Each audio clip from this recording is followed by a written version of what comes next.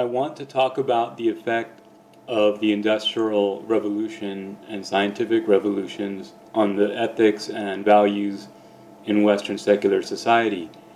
I mostly want to ask about the two Christian worlds of East and West in connection with the technological or modern society and those effects, specifically in the context of secularization and modernization in the Western market or individualist-driven models, as opposed to the Eastern Christian world, which went through a type of socialism as their way of experiencing secularization.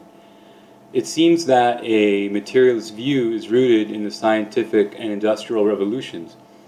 The scientific revolution was used to develop technological capacity and was put towards the production of goods and services. This changed the material foundations of society, and with them so too were changed the ethical and moral system. In the West, in modernity and post-modernity, the educated view is premised on certain assumptions. These are almost the same as in the old socialist bloc, are they not? Among these are that first there was religion, and evolving from this later was a secular society. Religion is what we start with, and it either began or soon became a tool for oppression. That hypocrisy is inherent in this religious system. We are taught that as society progresses and develops, that it becomes liberated from the tethers or the yoke of religion, and that the coming of age of man comes with the dispensing of religion and other superstitions to the dustbin of history. At one time, both East and West Christian worlds came to the view that because religion is based in mysticism and ignorance, and that because societies change and everything is changing, then so too values and morals change as society changes. But Eastern Christianity under socialism was not attacked by hyperconsumerism. This seems to distinguish it. It seems that there was a secular shell within which religious ethics and norms continue to survive, but couched in other words and ideas. I would like very much for you to help me explore these concepts as they exist or in the correct framing in relation to religious or Islamic knowledge. Great. Western civilization should not be studied from only one perspective and cannot be understood if you use only this perspective of its relationship with religion. You have to get the big picture, and when you get the big picture, you will then be able to better understand the little one, the part, which is the relationship with religion. It cannot be by accident that all of these things have happened in only one part of the world, Europe of the West. Europe of the West is a breakaway faction from the Christian church in Constantinople. They broke away and they went to Rome, and then that broke away and the Protestant movement emerged and so on. So the original breakup is located there. And after the breakup, this part of Christianity underwent monumental change, which was not experienced by the other part of Christianity. The process of secularization of society, and that secularization of the society, it is which has ultimately led to the essentially godless society that we now have. This side of Christianity gives the external form of religion, but internally it's an empty shell. And once you have only the external form of religion, you don't have religion anymore. Religion which does not reside in the heart is not religion. It's potentially religion. So the process of secularization of society led to this essentially godless society. Secularization also led to an essentially decadent society, because values are, in order for them to be recognized morally as values, there must be values which are universal and must be unchanging, eternal, like honesty, like chastity. They must be universal in nature and eternal, not subject to change. When you secularize the society, the moral values had to give way, and secular values replaced them, which meant that the society would now make its own values. Like, for example, we don't mind, you can break anybody else's law, just don't break ours. Bring any amount of money you want and bring it in a Swiss bank, we'll take it. It could be as bloodstained as ever, it doesn't matter to us. But if we have rules, don't break our rules.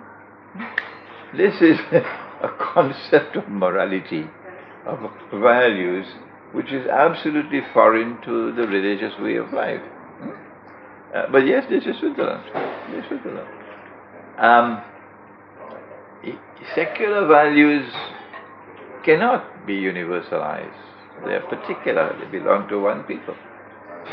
And they cannot be eternal because society is constantly changing. In fact, it's not just changing, it's collapsing. And as the societies collapse, they unravel, the values constantly change. So you end up with a society with ever-changing values, and what you consider to be right is right for you. Thank you. This really helps to connect the origins of secular society to its place in history and the deviations of the Church and the development of Protestantism out of Catholicism and the relationship of that to political economy. I can see, of course, now better how it's situated, the relationship between changing versus unchanging values, between relativistic and universal, and what the relationship to secularization was in that. But I would like, if you could, to explore for us in a little more detail the connection between this and to industrialization and modernization and the scientific revolution. Specifically, what is the relationship between how the West based its definition of knowledge as science, and in particular in having an epistemic view of scientific knowledge as empirical, based in the five senses and limiting cognition to a reflection of these sense perceptions. How can we compare this to a religious view? Eastern Christianity in the socialist bloc survived. It was exposed to the scientific and industrial revolution and mirrored it. In the Eastern Christian world, was knowledge itself secularized? In the West, things went differently. Why did this happen? Society in this part of the Christian world, the Western side, had its most telling impact in the secularization of knowledge. Then came political secularization and secularization of the economy and secularization of these things, but secularization of knowledge. And the secularization of knowledge could not have been achieved if you didn't have a scientific and technological revolution on which you can piggyback.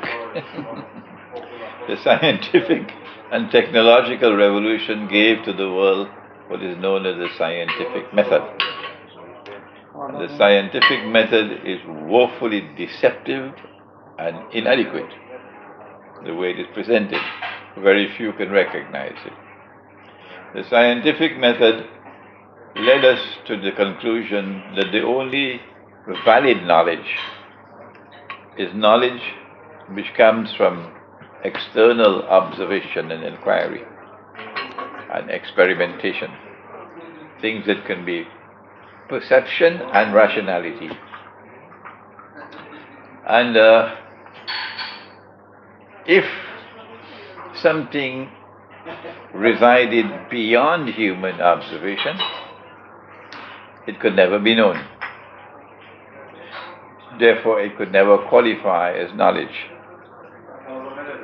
once it is beyond human observation. And from there, through a process of deception, if it can never be known, it does not exist. See? So, this material universe is a universe that can be observed, and hence it exists. Whatever lies beyond material universe, which it cannot be observed, cannot be admitted into the world of knowledge.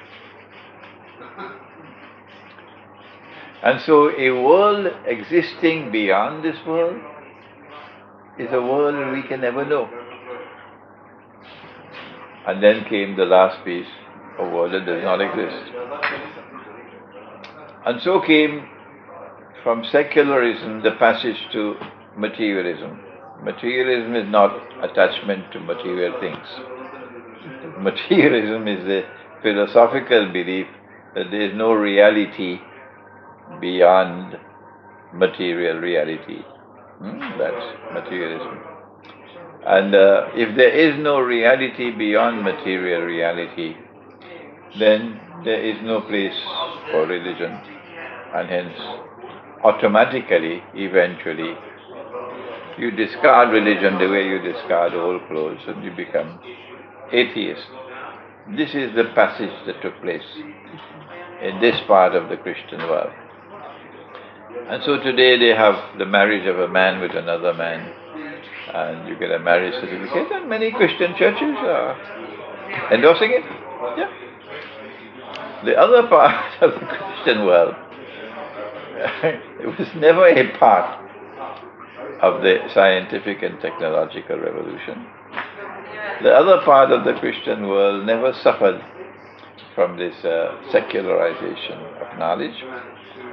And so the other part of the Christian world never lost the spiritual heart of the religious way of life.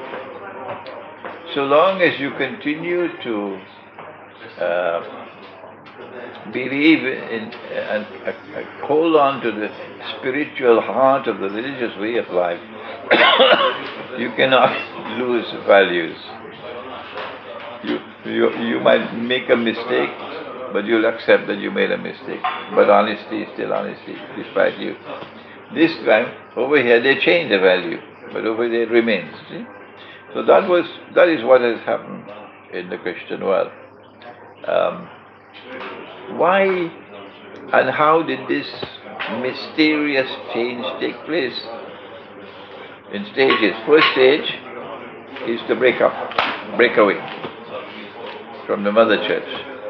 Second stage, the mysterious scientific and technological revolution, the secularization of knowledge, and all of these things. Who is responsible for this? And why has it happened? Antichrist. Before we go to eschatology, who is responsible for this and why did it happen?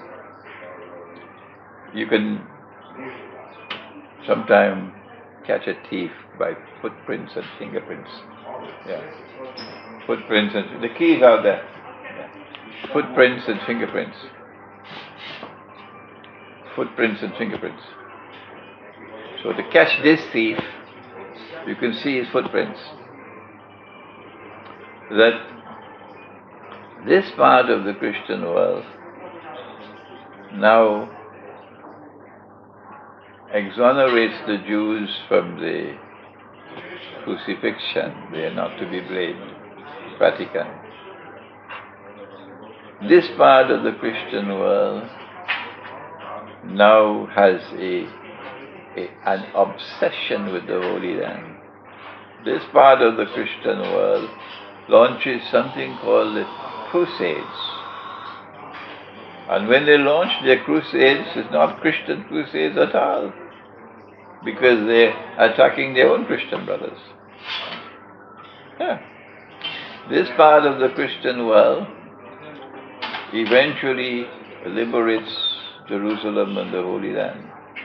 This part of the Christian world eventually establishes a state of Israel, recognize it. This part of the Christian world defends that state of Israel. This part of the Christian world arms that state of Israel until it becomes a superpower. This part of the Christian world is prepared to wage world war, nuclear war, to self-destruct for Israel. All of these things could not be happening by accident. No. If these things are happening by accident, then a cow can jump over the moon. Yeah.